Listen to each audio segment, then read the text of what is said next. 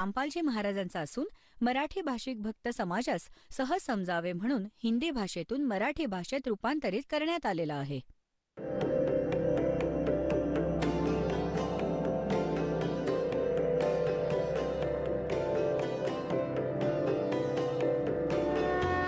और ज्ञान सब ज्ञान डी कबीर ज्ञान सो ज्ञान और जैसे घोड़ा तोब का करता चले मैदान. जगद्गुरु तत्वदर्शी संत रामपालजी महाराजांचे अमृत वचन सर्व पवित्र धर्मांच्या व पवित्र शास्त्रांच्या आधारावर. कोणता असा पर्याय नव्हता ज्याच्याशी तो तुलना करू शकेल. तर दासाने ही तुलना करण्याची ISI मार्कवाली वजनमाप वाटली आहेत. आता मिनिटभरात तोलू आणि या सगळ्यांचे कोथळे आणि झोळ्या रिकाम्या करून दाखवेल हा दास हे काय भरत आहेत, काय लिहित आहेत. जर कोणी व्यक्ती म्हणतो की भगवानच नाहीये, आता परमात्मा म्हणतात, अशा व्यक्ती परमात्म्याच्या शत्रू असतात, द्रोही असतात. याने या गीतासारमध्ये कशी चाल कलाकारी दाखवली आहे बघा, दाखवतो तुम्हाला. याने गीतासार लिहिलंय अभिलाष दासजीने, बघा गीतासार. आता बघा याची चतुरता दाखवतो. अध्याय नंबर 8 याने सार काढले, बाकी श्लोक सोडून दिले. गीताजी अध्याय 8 श्लोक 1 ते 4 सोडून दिले. हे पहा, 1:1 याने कुठून 5 पासून सुरुवात केली, 8 मधील. अरे वा, जी व्यक्ती श्री भगवान म्हणाले, जर जीव भगवान आहे तर हा भगवान कुठून आला मग? जी व्यक्ती मृत्यूच्या समयी फक्त माझेच स्मरण करत ते शरीर सोडून जाते, ती माझ्या स्वरूपाशी एकरूप होते, यात संदेह नाही. आता यात स्वतःची आडकाठी घातली आहे ना, इथे मध्येच 6 आणि 7 घेतले, 6 पर्यंत घेतले आणि 7 पर्यंत घेतले. हे पहा, आणि मग 8वाही घेतलंय याने. काय घेतलंय? हे पार्थ, जो मनुष्य अभ्यासाने मनाला योगामध्ये जडवून परम दिव्य पुरुषाचं निरंतर चिंतन करत राहतो, जो चित्त इतरत्र भटकू देत नाही, तोच त्याला प्राप्त करतो. आता सांगा, या गीतेत एकतर गीता ज्ञानदाता स्वतः म्हणत आहे 8व्या अध्यायाच्या 5 आणि 7 मध्ये तर स्वतःबद्दल, आणि 8व्याच्या 8, 9 आणि 10 मध्ये कोणा दुसऱ्याबद्दल बोलत आहे. पुढे पहा, याने परत 9 पासून 13 पर्यंत सोडून दिले. 8व्याच्या पुढे याने पाहिले तर पकडला जाईल ना. फक्त 8व्यात गोळवून ठेवलंय, याचा यथार्थ अनुवाद नाहीये हा. याने परत 9 पासून 13 परत सोडून दिले.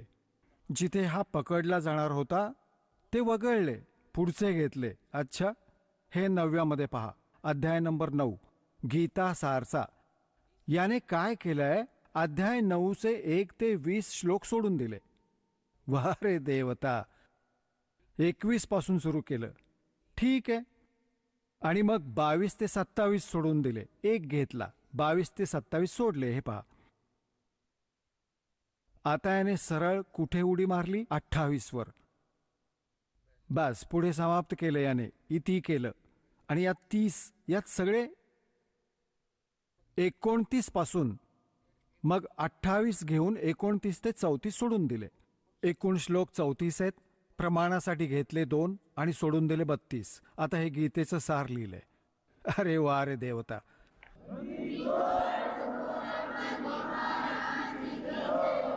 श्रीमद भगवत गीतेच्या अध्याय नंबर 15 मध्ये आणि अगदी निर्णायक ज्ञान आहे.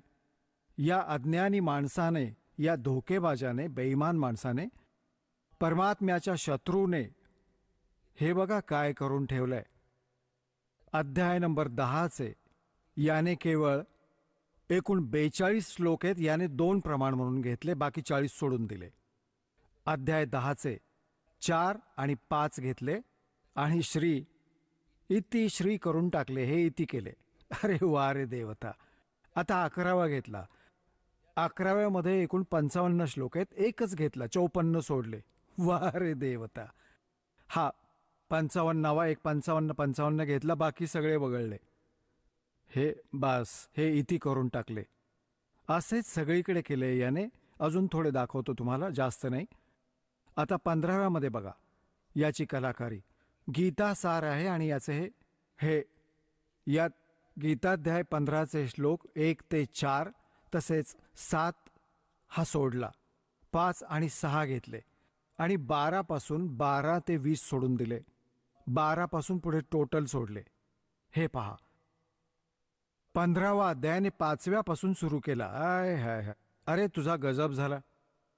जो माल होता, जे खरे ज्ञान होते, ते तू फेकून दिलेस गाठोड्यात बांधून. हां, आणि यात हे ठेवले याने यातले 1 पासून 4 पर्यंत निर्णायक ज्ञान आहे. ऊर्ध्व मूलम अधशाखम, वरती मुळे आणि वरती मुळे आणि खाली 3ही गुणरूपी शाखा असणारा लटकणारा, उलटा लटकणारा संसाररूपी वृक्ष आहे. आणि जी व्यक्ती ह्या सर्व भागांना जाणते, सर्व भाग जाणते, सवेदवित, तो तत्वदर्शी संत आहे. आणि हा कबीरपंथी म्हणवतो. कबीर साहेबांच्या वाणीची ओळख नाही, परमेश्वराने आपल्या वाणीत, अमरवाणीत लिहिलंय. अक्षर पुरुष एक पेड़ है, निरंजनवा की डार, और तीनों देवा शाखा है, ये पात रूप संसार. या 15व्याचे याने 1 ते 4 सोडून दिले आणि 16-17 सोडले, ज्यात एवढं निर्णायक ज्ञान आहे. हे पहा, हा गीता अध्याय 15 गीता सारे हे. आता याने केवळ 5वा घेतला, 1 ते 4 सोडून दिले आणि 6वा घेतला. हे पहा, 6वा घेतला पान 188 वर. हा 6वा घेतला. त्यानंतर याने 8वाही घेतला, 8वाही घेतला आणि मग 9वा घेतला, 7वा सोडून दिला, 10वा घेतला आणि 11वाही घेतला, 11वा, आणि इथं संपवलं. बस, ठीक आहे. वा रे देवता. आणि 4थ्या अध्यायाचे 1 ते 16 सोडून दिले. अरे तुझी कमाल झाली. जिथे निर्णायक ज्ञान होते 4थ्या अध्यायाचं, सर्व निर्णायक ज्ञान देऊन ठेवलं आहे की तुम्ही जर हठयोग केला तर तुमचा निर्वाह कसा होईल. हा हठयोग सांगतायत अभिलाष दासजी. हा हठयोग सांगत आहेत. हे भगवान, यांना परमात्मा म्हणतात. हे तर परमात्म्याचे दोषी आहेत, अपराधी आहेत. आणि म्हणतात की पापी पर बाद ना बैठो, मुख देखे पाप लगे जाका, 9-10 मास गर्भ त्रास दी, धिक्कार जन्म उसकी माँ का. आता याचे अभिलाष दासजीने तर असे काम केले, चतुरता दाखवून. एकेकाळी एका राजाला महाल बांधायचा होता. आपल्या मंत्र्याला ड्युटी दिली की बाबा एक चांगलं घर, चांगलं सामान जमा कर तुझ्या देखरेखीखाली. आता मंत्रीजींनी चांगला कारागीर शोधला. त्यांनी पाया रचला, सुरुवात केली घर बांधायला. मग म्हणाले मंत्रीजी, आता छत लावण्यासाठी काठी ती आणावी लागेल, कडी आणि तुळई. तर मंत्री म्हणाला की बाबा चला घेऊन ये तुझा चांगला माल निवडून. तो घेऊन आला कडी आणि तुळई घेऊन आला. एक वुडन बीम, लाकडी बीम असायचा, तुळई लाकडाचा चांगला मजबूत आणि चंदनाचा सगळा, कारण राजाचा महाल बनवायचा आहे. आता ते निवांत जागी ठेवून दिले सर्व सामान दुसऱ्या घरात. आणि जिथे महाल बांधायचा होता तिथे त्याचं कन्स्ट्रक्शन सुरू केलं त्या मिस्त्रीने, राजाने. तिकडून मंत्र्याने विचार केला की राजाचं काम आहे, एका अजून चांगल्या कारागिराला दाखवून घेतो. आणि या वरच्या छतावर सगळी मदार असते आणि तुळई एक अति महत्वाचा भाग सांगितलाय याचा. या तुळईवरच सगळी मदार असते, सगळा भार तुळईवरच येतो. हे या मिस्त्रीने सांगितले होते की एक चांगलासा खांब घ्यावा लागेल, कारण सगळा लोड यावरच येतो. तर मंत्रीजींनी विचार केला की हे राजाचं काम आहे आणि उगाच तुळई कमजोर निघाली तर काही खराब नाही ना, एका अजून कारागिराला दाखवून घेतो. तर अजून वेगळा कारागीर बोलावला. त्या कारागिराला म्हणजे मिस्त्रीला, ती तुळई मिस्त्रीला दाखवली की बाबा बघ ही तुळई बरोबर आहे ना. आता हा बेईमान होता, एखादा नालायक. त्याने विचार केला की आपलं प्रभुत्व मिरवावं, मार्क तुझे वाढतील, मग तुलाच मिळेल राजाचं सगळं काम. तर तो म्हणू लागला, मंत्रीजी ही तर किती खूप खराब आहे, ही मी नीट करतो. म्हणाला, हो बाबा, कर ती नीट. जे लागतील ते पैसे मी देईन. त्याने रंधा उचलला आणि लागला त्यावर घासायला. 2-2 इंच तासली दोन्ही बाजूने, चकचकीत केली तुळई. आता बघा, आहे ना ही गुण्यामध्ये. मंत्र्याने ती चमकताना पाहिली, म्हणाला, चांगला रंधा मारलायस. मंत्रीजींनी विचार केला, बाबा बघा, उगाच सगळं काम बिघडलं असतं. जर जशीच्या तशी ठेवली असती छतावर तर राजा रागावला असता मला. त्याने विचार केला, अजून एका मिस्त्र्याला दाखवावं, कुठे अजून काही कमी राहिली असेल तर. त्याने अजून एकाला बोलावलं. त्याला म्हणाले की बघा राज मिस्त्रीजी, तुळई ओके आहे ना. तो म्हणाले की यात तर खूप त्रुटी आहेत. आता बाबा कर नीट तू. आणि म्हणाले, घे. 2-2 इंच परत तासले दोन्ही बाजूंनी. लागला रंधा मारायला. आता शंका वाटली मंत्रीजींना की बाबा काम बिघडलं असतं, पहा या दुसऱ्यानेही या त्रुटी दाखवली. मग त्याने तिसऱ्याला बोलावलं. त्याने त्याचं निरीक्षण 4-5 वेळा केलं आणि सर्वांनी 2-2 इंच कमी केलं दोन्हीकडून चारी बाजूने. ती कडी बनली, पूर्ण बॅटन, वुडन बॅटन राहिली ती. आता मंत्र्याने विचार केला की आता 4-5 जणांनी निरीक्षण केलं, एक तरी ओके झालाच असेल. आता जेव्हा त्या मिस्त्रीने बांधकाम जो करत होता, कन्स्ट्रक्शन, जेव्हा छताच्या लेवलला पोचल्या भिंती, तेव्हा त्या बेलदारांना सांगितलं की बाबा जा तुळई आणा उचलून. त्याने पाठवले 10-12, 10-12, 15 आणि आणा ती तुळई उचलून. किती जड होती आणि 2 फूट आणि 2 फूट बाय 1.5 फुटाची, कमीत कमी 15, 16, 20 फूट लांब. तर 15-20 माणसं गेली उचलण्यासाठी, बेलदार. आणि तिकडं जाऊन पाहिलं त्यांनी, मंत्रीजींना विचारलं की बाबा आम्हाला ती तुळई हवी आहे, कारागिराने मागवली आहे. मंत्री म्हणाला, घेऊन जा, ही बघा. आता ती तर 2 जणांनी घेतली खांद्यावर, बाकीचे गेले रिकामेस. आता ते कारागिरापाशी जाऊन म्हणाले की घे बाबा कारागिरा, तुळई घे. तो बघत राहिला, म्हणाला, अरे मी तर तुळई मागवली होती, तुम्ही तर कडी घेऊन आलात.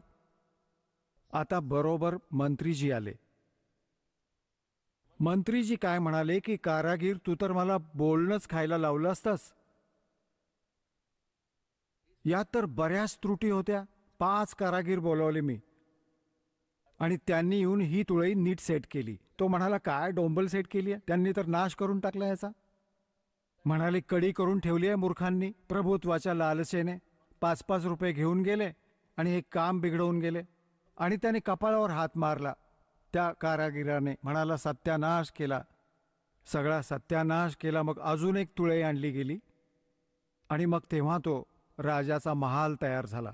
तर पुण्यात्म्यांनो, हे असे नीम हकीम आहेत, यांना सद्ग्रंथांचे ज्ञान तर नव्हतेच. आणि तुळईची कडी केली. 700 श्लोकांच्या गीतेला कितीतरी छाटून 383 चांगले बाकी खोटे. अरे वा, अरे वा, अरे वा भल्या माणसा, तू तर असा नाश करण्याचा ठेका घेऊन ठेवलायस अध्यात्म मार्गाचा.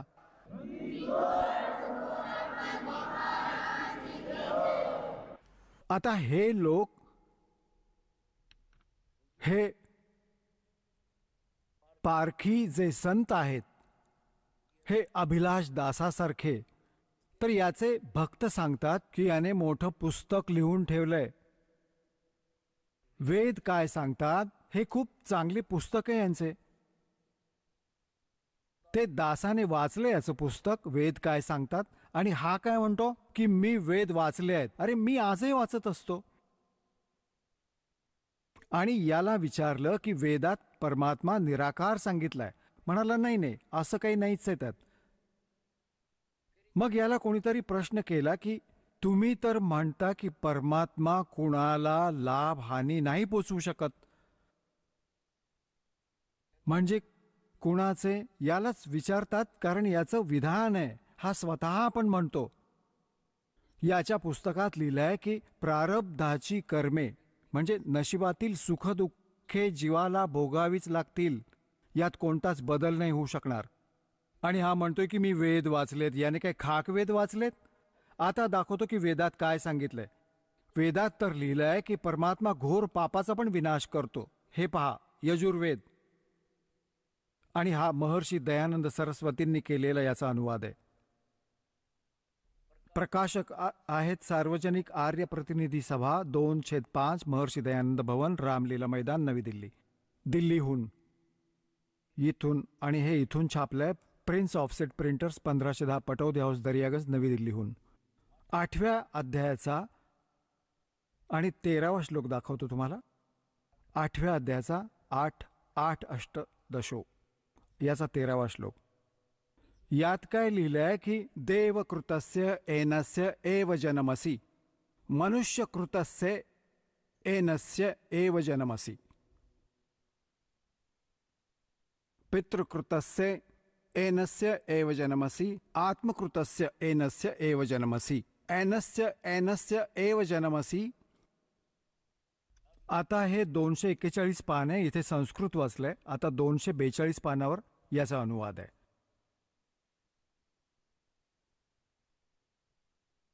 242 वर यात काय लिहिलंय की हे सर्वांवर उपकार करणाऱ्या मित्रा, तुम्ही दान देणाऱ्याच्या अपराधाचा विनाश करणारे आहात. आता पुण्यात्म्यांनो, हे तर सगळेच्या सगळे जेवढे संत महंत आणि शंकराचार्य आणि आचार्य आणि महर्षी आणि हे संत अभिलाषदास सारखे तर असे कृत्य केले यांनी माझ्यासोबत. एक माणूस होता, तो शेतकरी होता आणि दुष्काळ पडला. त्याने विचार केला की आता शेतीमध्ये तर गुजराण होणार नाही, तर काही वेगळा धंदा करावा. त्याने काय सुरू केले, हे जाते दुरुस्त करण्याचे काम सुरू केले. त्याने 2 छिन्न्या खरेदी केल्या, ते कटकट करण्याचे, आणि जात दुरुस्तीचं काम त्याने सुरू केलं. आता पूर्वी गिरणी कशी असायची, हाताने फिरवायची, दगडी असायची ती, त्याचे पाट असायचे 2 असायचे आणि गावात अजूनही आहेत खूप. आणि ते झिजायचे फिरवून फिरवून, तर त्याला असे समजदार व्यक्ती असं त्याला ठोकायचा, त्याच्यावर टाकी मारून द्यायचा आणि मग परत ते नीट काम करायला लागायचं. त्याला जातं म्हणतात. आता त्याने पूर्वी कधी काही काम केलेलं नव्हतं. पहिल्या दिवशी मुहूर्त केलं एका गावात जाऊन. त्याने आरोळी दिली की जातं नीट करून घ्या.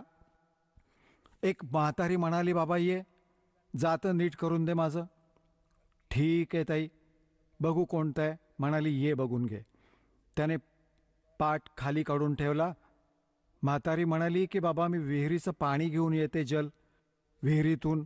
लांब लांब विहिरी असतात गावात, आणि तुम्ही एवढे जाते नीट करा. ठीक आहे ताई, जा निसंशय. आता त्याने विचार केला, त्याने काम केलं नव्हतं, तर म्हणाला की लवकर लवकर काम आवरावं आणि परत एक आरोळी द्यावी. आणि एक काम मिळालं, म्हणजे इथे कुणी आलंच नाहीये वाटतं. तर त्याने ती हातोडी घेतली आणि 2-4 मारले जोर जोरात. तो पाट तुटून गेला.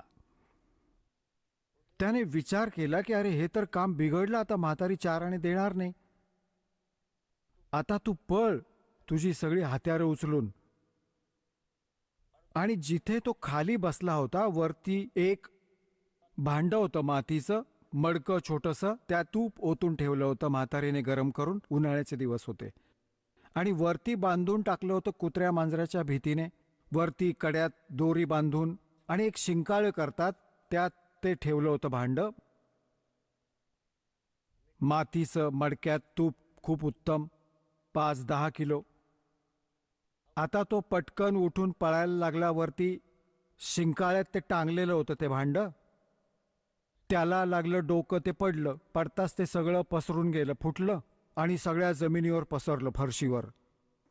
त्याने विचार केला, मला आता पकडून ठेवतील, आणि तू पळ आता स्पीडने, हे अजून एक नुकसान झालं तुझ्याकडून.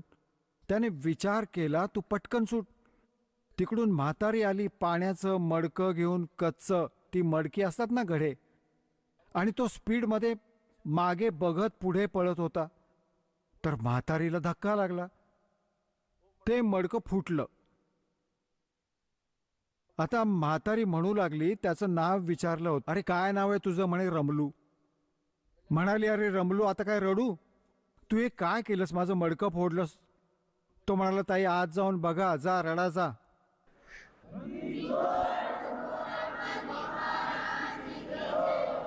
तर तो म्हणाला, ताई आज जाऊन बघा, जा रडा, अजून किती रडशील. तर आता किती रडू, याने एक नाही सगळ्या जात्याची वाट लावले आणि आता हे नुकसान केलंय. असा हा महर्षी दयानंद वेदांचा विद्वान म्हणून मिरवत होता आणि याच्यासारखा विद्वान नाही.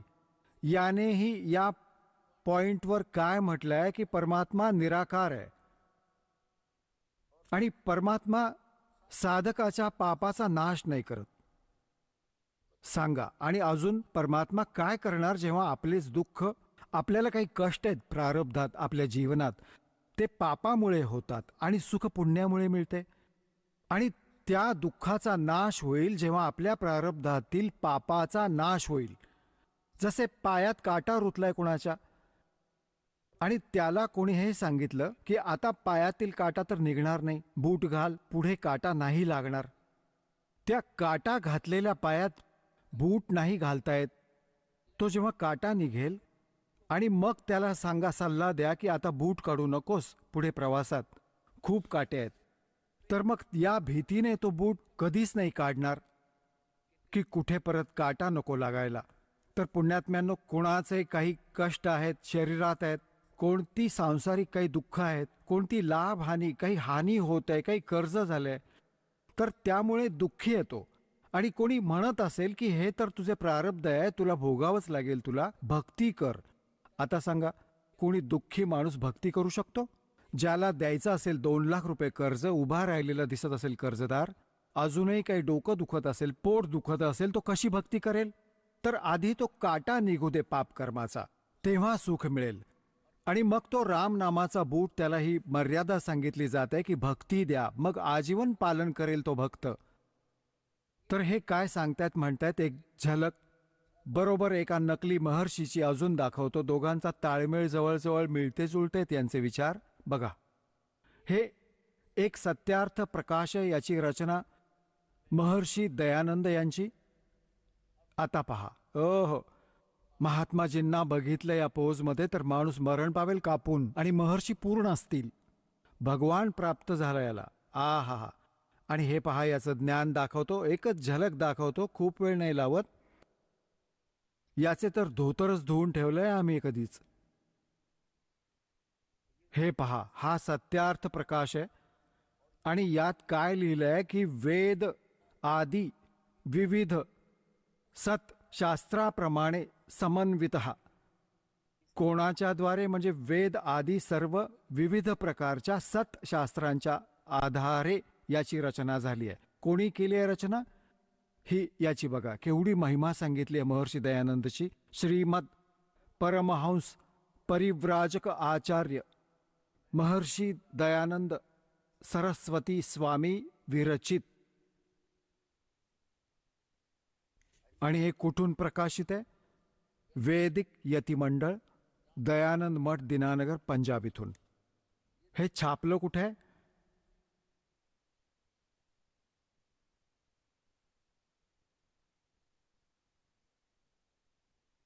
मुद्रक आहेत आचार्य प्रिंटिंग प्रेस, दयानंद मठ, गोहाना मार्ग, रोहतक इथून. याच्या 7व्या समुल्लासमध्ये घेऊन जातो तुम्हाला. 7व्या समुल्लासमध्ये याची कलाकारी बघा. 154 पानावर 7व्या समुल्लास, सप्तम समुल्लास. हा कोणी विचारले की प्रश्न, ईश्वर साकार आहे का निराकार? उत्तर आहे महर्षींचं निराकार. ठीक आहे.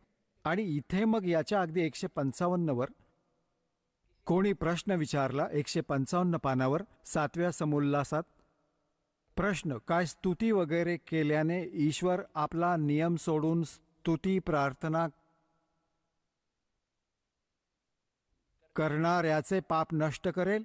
म्हणजे स्तुती म्हणजे भक्ती करणाऱ्या भक्ताने भगवानाची प्रार्थना केल्याने काय पाप नष्ट होईल? उत्तर आहे महर्षींचं नाही. आता साधक म्हणतो, प्रश्नकर्ता विचारतो की मग भक्ती का करायची, स्तुती प्रार्थना मग का करायची, का करायचं, कशाला करू? उत्तर आहे महर्षींचं, ते करण्याचं फळ अन्यच आहे, दुसरं फळ आहे. आता प्रश्नकर्ता म्हणत आहे की मग अजून काय फळ आहे? जर भगवान पापाचा नाश तर नाही करू शकत, मग अजून काय फळ आहे? उत्तर महर्षींचे स्तुतीमुळे ईश्वराप्रती प्रेम, त्याच्या गुण कर्म स्वभावाने आपले गुणकर्म स्वभाव सुधारणे, प्रार्थनेमुळे निरअभिमानिता उत्साह सहाय्य मिळणं, उपासनेमुळे परब्रह्मशी मिलन व त्याचा साक्षात्कार होणं बघत आहात. तर हा भांग पित असे. 154 पानावर तर काय म्हणत आहे की भगवान निराकार आहे, आणि दुसऱ्या पानावर काय आहे की भक्ती उपासनेमुळे पाप तर नाश होणार नाही, भक्ती साधनेने प्रार्थना स्तुतीने या उपासनेने परब्रह्मशी एकरूप व्हाल आणि त्याचा साक्षात्कार होईल, म्हणजे त्याला बघू शकतो. निराकार काय खाक बघणार? सांगा. या 154 पानावर तर निराकार म्हणत आहे, आणि आता 155 वर साकार सिद्ध करत आहे. आणि मग दुसरी गोष्ट याने काय सांगितलंय की परमात्मा आपल्या उपासकाचे भक्ताचे पापनाश नाही करू शकत. तर मग प्रश्नकर्त्याने विचारलं की अजून मग काय करेल भगवान? तर याच्यामुळे इतर लाभ आहेत. अजून काय लाभ आहेत? तर भगवानाचे दर्शन होऊन जाईल. अक्कल बघा यांची. आता हे तर म्हणजे जसे कोणी साबण विक्रेत्याचा मोठा बोर्ड लावून ठेवलाय आणि कोणी त्याला विचारलं की काय तुम्ही साबण विक्रेते आहात, खूप खूप मोठा प्रसिद्ध, तर काय साबण कपड्याचा मळ काढून टाकेल? आता तो उत्तर देतो साबण विक्रेता की नाही, कपड्याचा मळ तर नाही काढणार. तर प्रश्नकर्ता तर स्वाभाविकच म्हणेल की मग साबण वापरायचा तरी कशासाठी? तर तो उत्तर देतो की साबणाच्या वापराने कपड्याचा मळ तर निघणार नाही, परंतु इतर फायदे आहेत. ते काय फायदे आहेत? की कपडे मजबूत होतील. हे हे हे विधान आहे.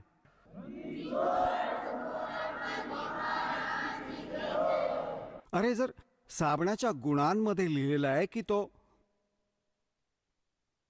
कपड्याचा मळ स्वच्छ करेल आणि काम तेच आहे साबणाचं, आणि तो काय मग अशी व्यक्ती कोण आहे? तर धोकेबाज, ज्याने लाकडाचे ठोकळे पॅक करून ठेवले असणार, आपल्या पुड्या बांधून ठेवल्या आहेत लाकडाच्या तुकड्यांची ठोकळ्यांच्या, आणि त्या विकत असेल की साबण तर मळ तर निघणार नाही पण कपडे मजबूत होतील, उलट अजून फाटतील.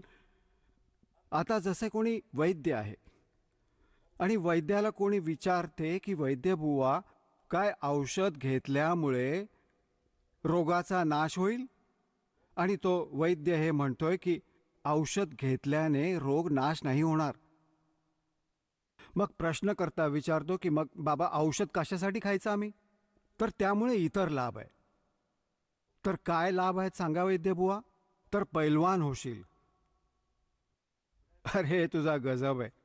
ज्याला टीबीचा आजार असेल आणि तो पैलवान होईल का मरेल? रोगनाशक औषध मिळालं तर ठीक होईल, आपोआप पैलवान होईल तो. तर म्हणण्याचा अर्थ हा आहे की हे सगळे एकाच माळेचे मणी आहेत. ज्ञान तर कुणालाच नव्हतं, भाबडी माणसं यांच्या मागे लागली आणि हे ऋषी महर्षी साधू संत पोचलेले आणि असे करून दाखवून असा विचार केला की भगवान यांना पण भेटत असतील. कख माहीत नाही यांना, आपल्या सद्ग्रंथाची माहिती नाही. इन्हें झूठा ज्ञान ध्यान का लाओ, ये बाद विदा चतुराई. बघा, आता याने या सत्यार्थ प्रकाशच्या प्रथम समुल्लासमध्ये आणि या 18व्या पानावर याच सत्यार्थ प्रकाशच्या महर्षी दयानंदने प्रथम समुल्लासमध्ये या 18व्या पानावर इथे मित्राची व्याख्या सांगितली आहे. काय सांगितलंय की तो परमेश्वर सर्वांचा खरा मित्र आहे, त्यामुळे परमेश्वराचे नाव मित्र आहे. हे याने प्रथम सत्यार्थ प्रकाशच्या प्रथम समुल्लासमध्ये परमात्म्याच्या नावाची व्याख्या करून ठेवली आहे की कोणकोणत्या नावांनी परमात्म्याचा बोध व्हायला पाहिजे. आता ही कॉन्सेप्ट क्लिअर झाली की महर्षी दयानंदजी परमात्म्याच्या नावांपैकी एक मित्र शब्दही जिथे वापरतो जिथे परमात्म्याची महिमा आहे. तर असा विचार करा की तो भगवानाच्या बाबतीत आहे. आता याने अनुवाद करतानाही याचे विधानही सत्यार्थ प्रकाशमध्ये हे आहे की परमात्मा पाप नाश नाही करत, पापे मुक्त नाही करत साधकाची. तर इथे वेदात यजुर्वेदाच्या 8व्या अध्यायाच्या 13व्या श्लोकात 6 वेळा लिहून ठेवलंय की घोर पापाचाही नाश परमात्मा करत असतो. तर याने विचार केला की सत्यार्थ प्रकाशमध्ये तर असं लिहून ठेवलंय. आता तुझं म्हणणं खोटं नको पडायला म्हणून याने इथे मित्र लिहिले, भगवान नाही लिहिले. कारण की आपल्या सामान्य भोळ्या भाबड्या लोकांना एवढं ज्ञान कुठलं? ते तर विचार करणार की हे एका मित्राबद्दल लिहून ठेवलं असणार. जसं सन 2004 पासून हा दास वर्तमानपत्रात या महर्षी दयानंदची माहिती, याच्या अज्ञानाचं वर्तमानपत्रात लिहित राहून लेख लिहायचा आणि हे सांगायचा की हा महर्षी दयानंद सत्यार्थ प्रकाश हा त्याचा अनुभव आहे, वेद भगवानाचं ज्ञान आहे, विधान आहे. तर जे वेदांशी जुळत नाही ते ज्ञान अयोग्य आहे आणि ही गोष्टही महर्षी दयानंद देखील मानतो. तर पहा, महर्षी दयानंद म्हणतो की परमात्मा पाप नाश नाही करू शकत. वेद म्हणतात की घोर पाप देखील नाश करतात. तर सत्यार्थ प्रकाश हे मिथ्यार्थ प्रकाश आहे. वर्तमानपत्रात लिहायला सुरुवात केली याचाच परिणाम होता हे क्रोधाकांड. तर हे यांनी काय उत्तर दिले वर्तमानपत्रात की रामपाल खोटारडाय, याला संस्कृत येत नाही, हा महर्षी दयानंद यांच्या गूढ रहस्यांना काय जाणणार.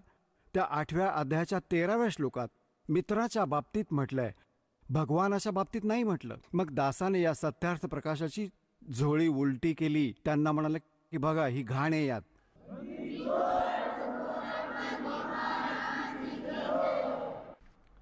आता आपण परत येऊया यजुर्वेदाच्या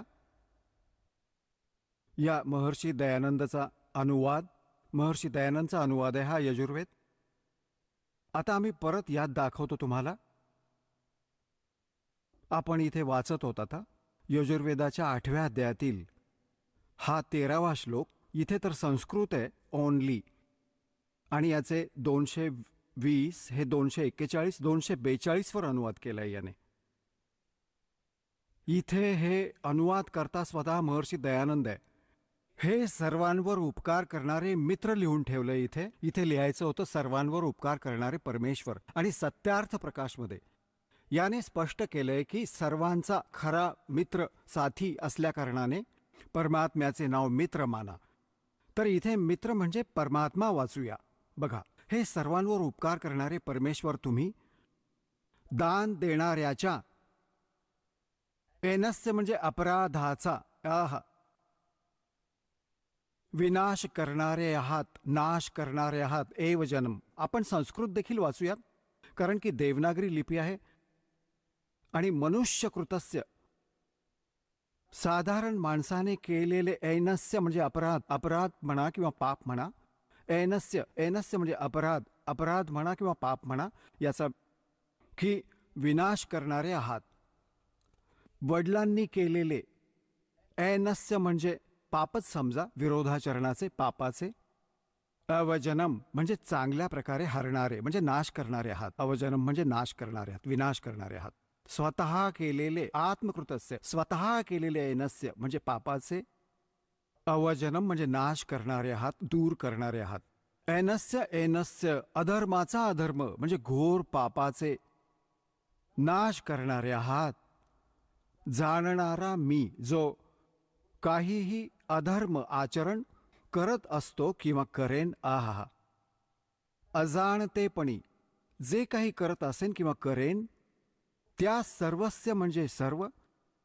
ऐनस्य म्हणजे पापाचे, इथे तर लपवायचा हेतू होता, पापाचे, अपराधाचे. अवजनम म्हणजे नाश करणारे आहात, दूर करणार आहात. आणि हा म्हणतो की आम्ही वेद सुद्धा वाचलेत. डोंबल वेद वाचलेस तू? वेद तर म्हणतात परमात्मा घोर पापाचाही नाश करतात आणि हा म्हणे की याच्यात जे लिहिले ते फायनल आहे. यांच्या मनगढण लिहिलेल्या कहाण्या आहेत. जनताचे शत्रू होऊन बनून पृथ्वीवर अवतरले आहेत. आणि खास करून जो हे म्हणतो की भगवानच नाहीये आणि आध्यात्मिक आहे, म्हणे स्वतःला आध्यात्मिक देखील म्हणवतो. काय तुझी कमाल झाली हे भगवान. आता पुण्यात्म्यांनो थोडीशी कलाकारी याची अजून दाखवतो. हे जे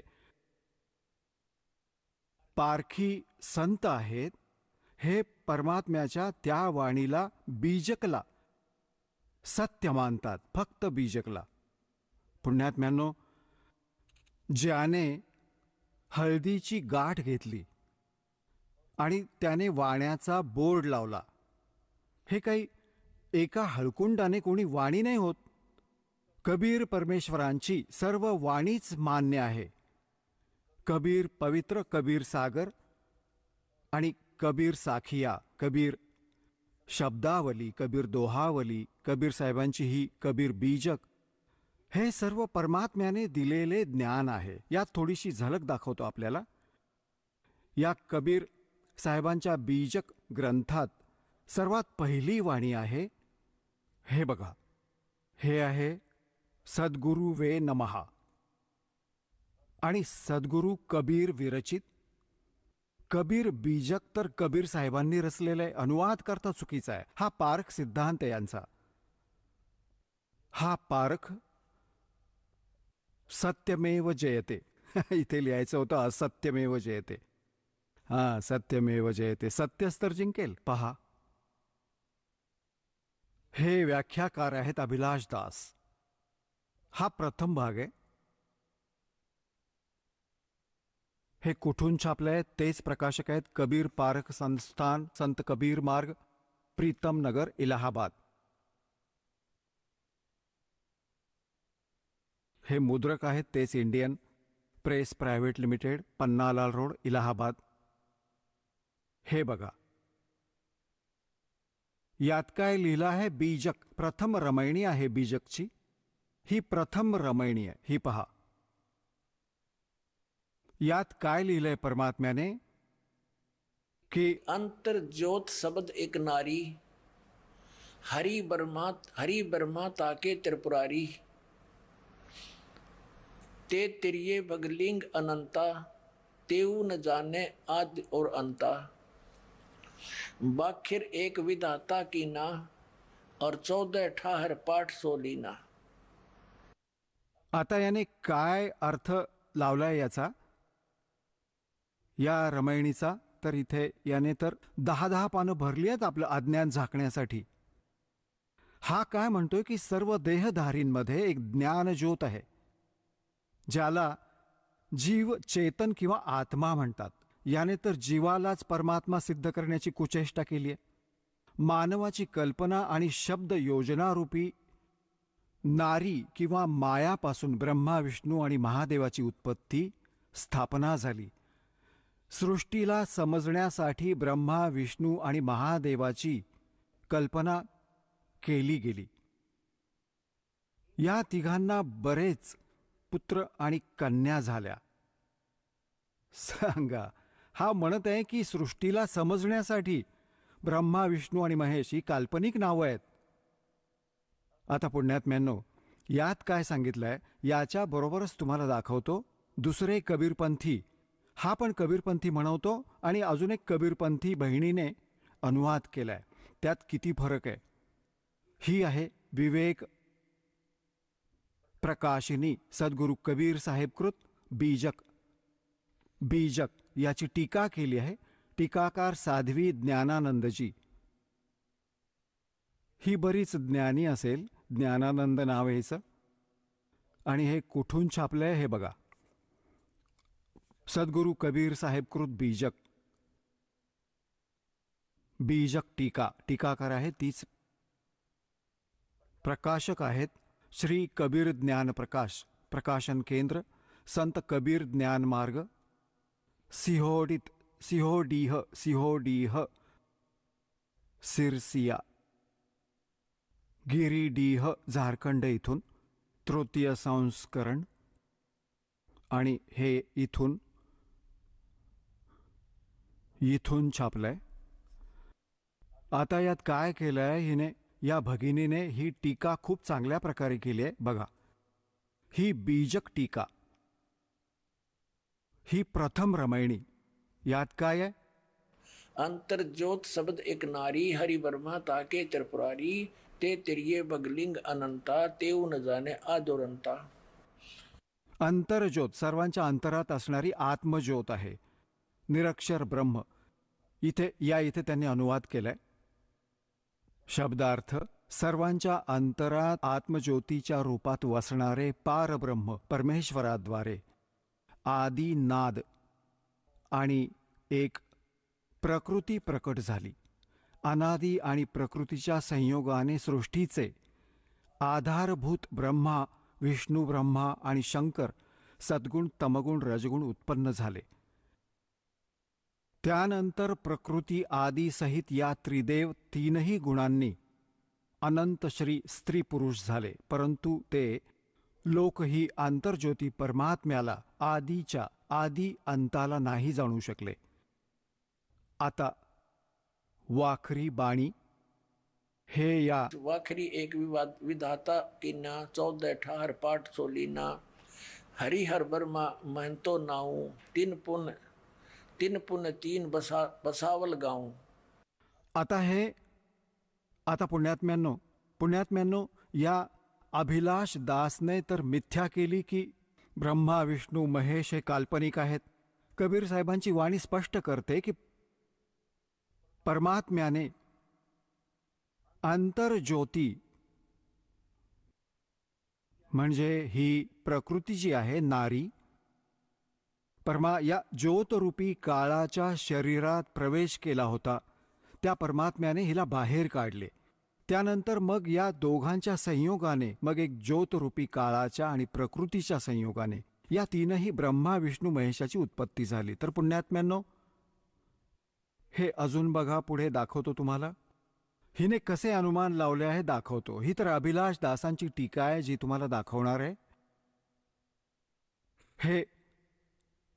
हे 53 पानावर हे प्रथम प्रकरण आहे. इथे पहा, यात एक शब्द आहे खाली. ही रमणीय आहे. प्रथम आरंभ कौन को भऊ दूसर प्रगट कीन सोठऊ प्रगटे ब्रह्मा विष्णू शिव शक्ति प्रथम भक्ति कीन जीव उक्ती प्रगटे पवन पानी. आणि हे सगळं काही लिहिलंय. मग काय सांगितलंय की जीव शिव सब प्रगटे वह ठाकुर सब दास और कबीर और जाने नहीं एक राम नाम की आस. आता सांगा, या कबीर साहेबांच्या वाणी बीजक मध्ये या अभिलाष दासजीने हे स्वतः प्रमाणित केलं आहे की ही वाणी खरी आहे. जी कबीर साहेबांनी जी वाणी लिहिली आहे ही कबीर साहेबांची वाणी आहे. आणि याने याचा अनुवाद कसा चुकीचा केलाय बघा. हे 54 पानावर बीजक याने इथे अनुवाद केलाय की जीवापासून शिव म्हणजे ईश्वर, देवादिकांची कल्पना निर्माण झाली आहे. ही कल्पना काल्पनिक मानतो. मागून कल्पित पदार्थच स्वामी बनून राहिलेत आणि कल्पना करणारा जीव त्यांचा दास झाला. कबीर साहेब म्हणतात की मी अजून काही जाणत नाही. मला केवळ त्या आत्मस्वरूपाचीच आशा भरवसा आहे ज्याचे राम नाम आहे. हा जीवला राम सिद्ध करू पाहत आहे ज्याचं राम नाम आहे. आणि अर्थात माझा निरंतर विश्राम आत्मस्वरूपात आहे. हा गोल फिरवून काय म्हणतोय की जीव म्हणजेच ब्रह्म आहे. आणि जेव्हा की या वाणीचा प्रत्यक्ष अर्थ बघा, ही वाणी जी 53 पानावर आहे, इथे तर ही वाणी आहे. पुढे याचा स्वतःचा चुकीचा अनुवाद आहे.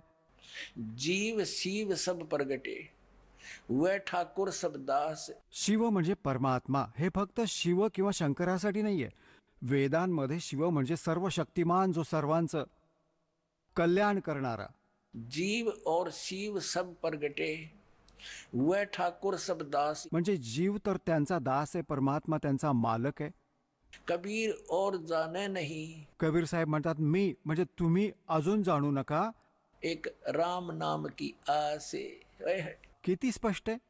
आणि याने चुकीचा अर्थ केलाय बघा. या जगाचा अंत करणाऱ्याने, अज्ञानाने, भक्तीचा नाश करणाऱ्याने, जीवामुळेच शिव आहे. हा ईश्वर, देवादिकांची कल्पना निर्माण झाली. कल्पना आणि मागून कल्पित पदार्थही स्वामी बनून बसले आणि कल्पना करणारे जीव त्यांचे दास बनले. कबीर साहेब म्हणतात की मी अजून काही जाणत नाही, केवळ मला केवळ त्या आत्मस्वरूपाचीच आस भरवसा आहे. सांगा, आत्मस्वरूपाचा काय खाक भरवसा आहे? गाढवाला काय भरवसा सांगा? हा तुझा गजब झाला. आता बघा या दुसऱ्या भगिनींनी कशी टीका केली आहे. ही देखील कबीरपंथी आहे. बघा, हे हे तुम्हाला दाखवले होते. आता परत यांचे प्रकाशक नाही दाखवू शकणार. हे बाकीचे आता हे यांच्या तिसऱ्या रमणीमध्ये ही आहे. हा या मुलीने भगिनीने केलेला अनुवाद आहे. हा तिसरी रमणी, ही चौथी रमणी खाली आहे. वर तिसऱ्याच्या लास्टमध्ये आहे. जीव शिव सब प्रगटे वह ठाकुर सब दास और कबीर और जाने नहीं एक राम नाम की आस. आता या भगिनीने किती छान अनुवाद केलाय. अशा प्रकारे जीव आणि ईश्वर प्रगट झाले, ईश्वर स्वामी झाले आणि सर्व जीव दास झाले. सद्गुरू कबीर साहेब म्हणतात की मी अन्य कोणाला आराध्य नाही मानत. प्रत्युत सर्वाधान सर्वाधिष्ठान सर्वांना प्रकट करणाऱ्या रामाच्या भजनाचीच आशा करतो. हा अगदी बरोबर अनुवाद आहे. आणि या नास्तिकने, या भक्ती विनाशकाने याने याचा काय अनुवाद केला एकदा परत वाचा. ही इंग्रजी लगेच लक्षात येणार नाही तुमच्या. आता ही परत अभिलाष दासवाली वाचा तुम्ही. हे याचे प्रकाशक आहेत.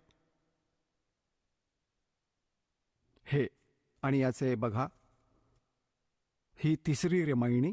आहा, इथे पान नंबर 53 आपण आधीही वाचली होती. आता परत एकदा वाचू. हे तिसऱ्या रमणीच्या शेवटी आहे. जीव शिव सब प्रगटे वह ठाकुर सब दास. यात अगदी स्वच्छ आहे, अगदी स्पष्ट आहे की जीव म्हणजे परमात्मा नाही. जीव तर जीव आणि शिव परमात्मा. जीव शिव सब प्रगटे वे ठाकुर सब दास.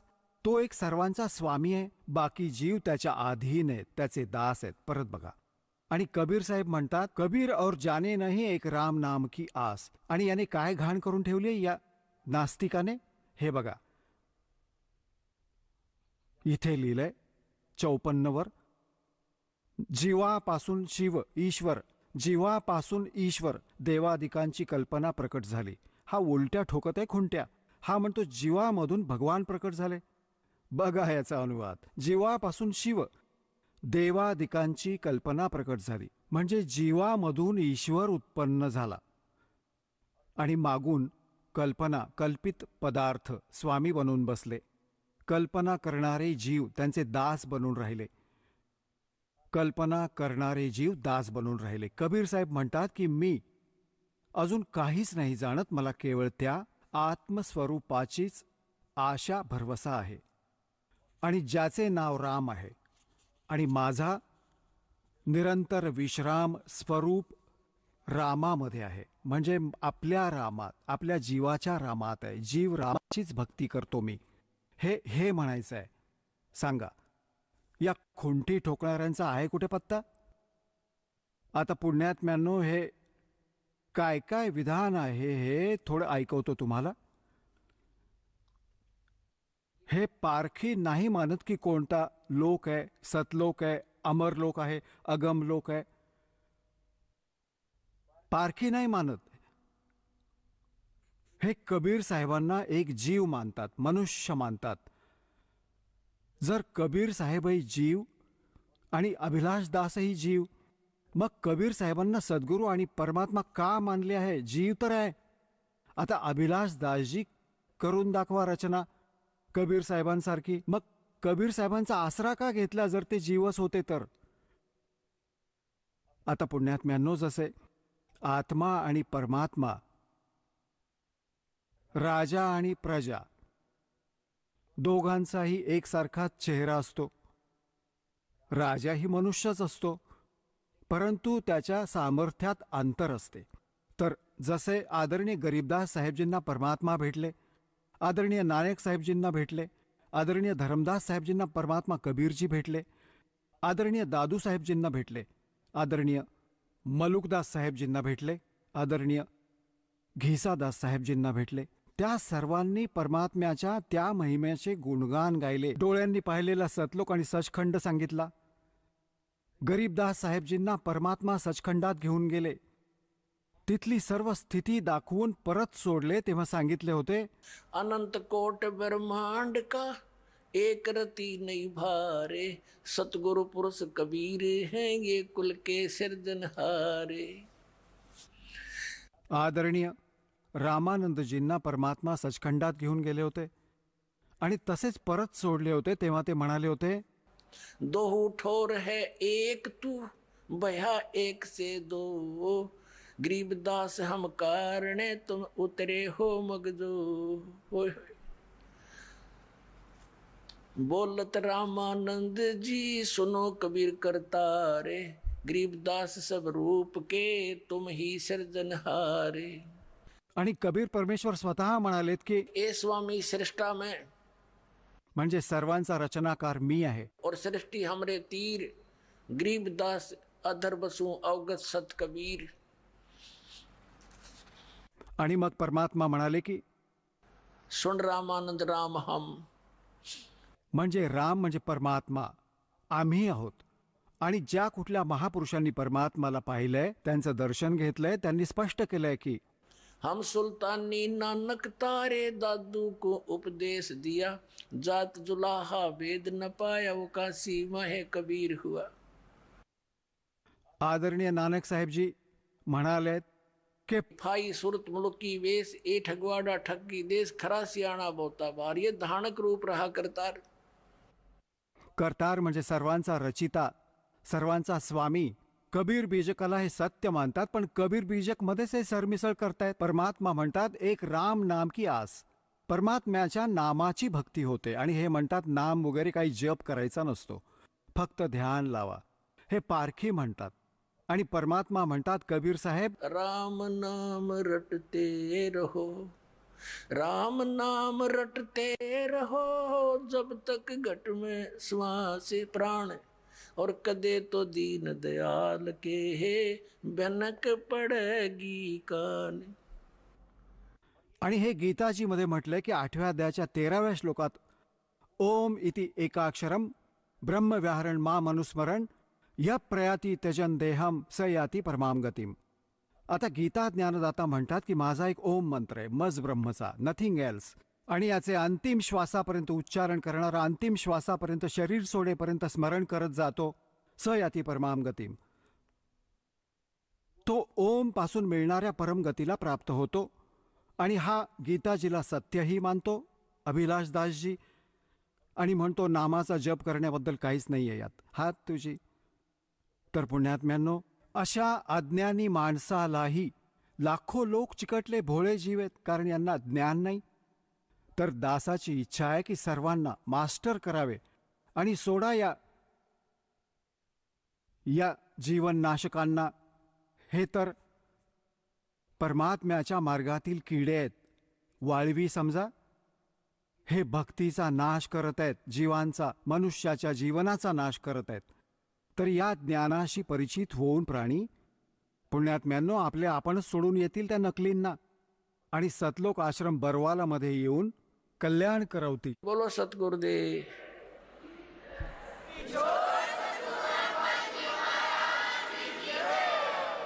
चला आता आपण त्या श्रद्धाळूंचे अनुभव जाणून घेऊयात, ज्यांनी जगद्गुरू तत्वदर्शी संत रामपालजी महाराजांकडून दीक्षा प्राप्त केलेली आहे, तसेच त्यांच्याद्वारा सांगितलेल्या भक्ती मार्गावर चालत आहेत. नमस्कार. नमस्कार. आपलं नाव? धरमसिंग छगन मेहर. आपण कुठून आलात? रमदलवाडी, तालुका बदनापूर, जिल्हा जालना, महाराष्ट्र. आपला व्यवसाय काय आहे? शेती धंदा आहे. संत रामपालजी महाराजांची गुरुदीक्षा आपण कधी घेतली? 8/5/2014. संत रामपालजी महाराजांची गुरुदीक्षा घेण्या अगोदर आपण व आपला परिवार कोणती भक्ती साधना करत होतात? हनुमान चालीसा, महादेवाची भक्ती, गणपतीची भक्ती, देवी देवताची. याच्यात हनुमान चालीसा म्हणायचो, 4 वाजता आंघोळ घालायची हनुमानला, मुप्पाट मुख्य केलं. आमची पत्नी बी करायचो ना, आम्ही बी करायचो. पायी जायचो गणपतीच्या पूजाला, चतुर्थीला. जसं तुम्ही सांगत आहात की आपण महाराष्ट्रामध्ये जी काही प्रचलित भक्ती साधना आहे, देवीदेवतांची पूजा करणे, मंदिरात जाणे, उपासना करणे, या भक्तिसाधना आपण करत होतात, तर आपण संत रामपालजी महाराजांच्या शरणात का आलात? मी देवीची यात्राला गेलतो आंबडच्या.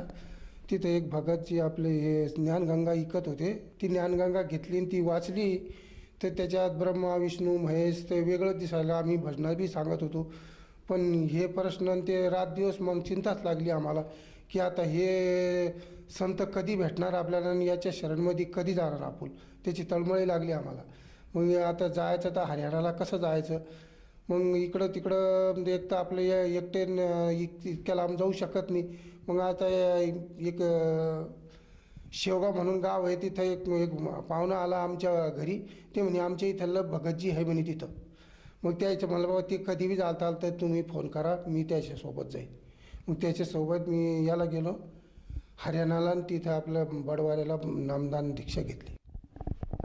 सर, जसं तुम्ही सांगत आहात की आपण हरियाणा स्थित बरवाला आश्रमात जाऊन संत रामपालजी महाराजांची नामदीक्षा घेतली, तर जेव्हा आपण संत रामपालजी महाराजांची नामदीक्षा घेतली त्यानंतर आपल्याला आपल्या परिवाराला या साधनेमुळे काय काय लाभ किंवा काय काय अनुभव आलेत?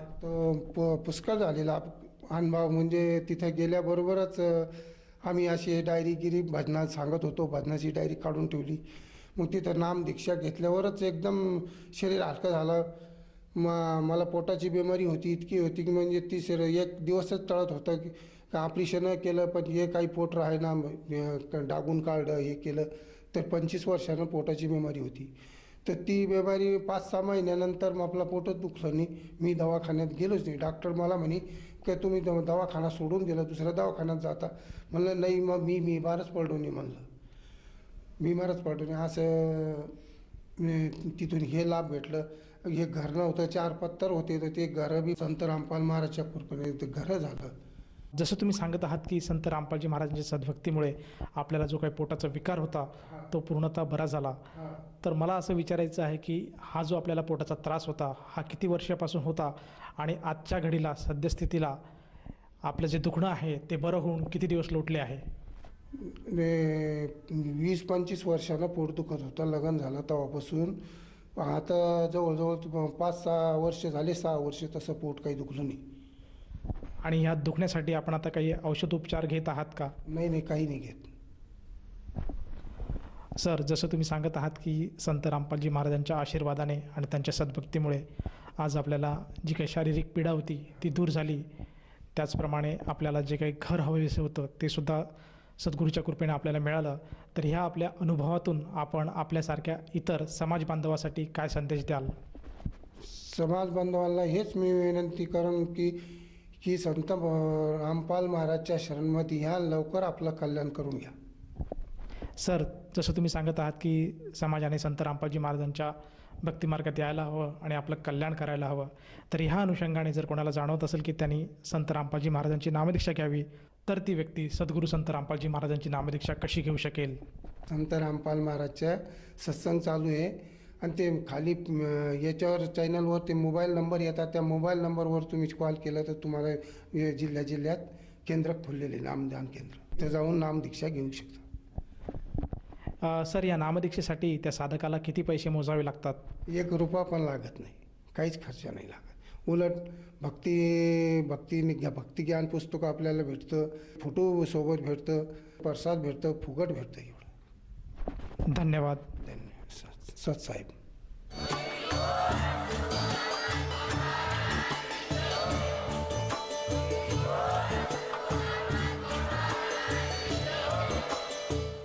आपण ऐकत होता जगद्गुरु तत्वदर्शी संत रामपालजी महाराजांचे मंगल प्रवचन.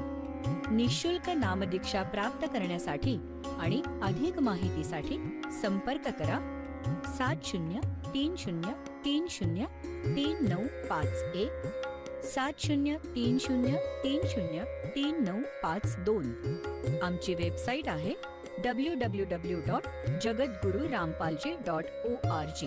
सर्व पवित्र धर्मांच्या व पवित्र शास्त्रांवर आधारित प्रमाणित अनमोल पुस्तक ज्ञानगंगा किंवा जगण्याचा मार्ग यापैकी कोणतेही एक पुस्तक निःशुल्क मागवण्यासाठी आम्हाला आपले पूर्ण नाव, पूर्ण पत्ता, पिनकोड सहित आणि फोन नंबर लिहून 7030303951 7030303952 नंबरवर SMS करू शकता किंवा आम्हाला 70303039